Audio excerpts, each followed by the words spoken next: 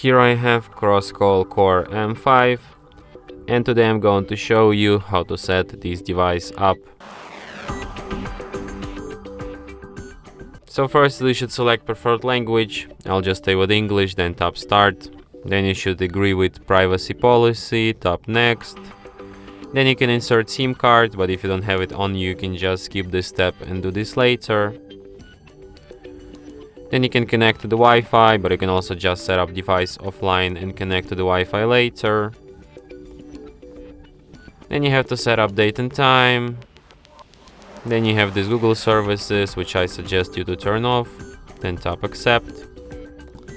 Then you can set up a screen lock, but you can also do this later in settings, or just don't do this at all. And device is all set up, I guess. Yeah. And that's it. Thanks for watching. If you find this tutorial useful, don't forget to hit that like button and subscribe to our channel.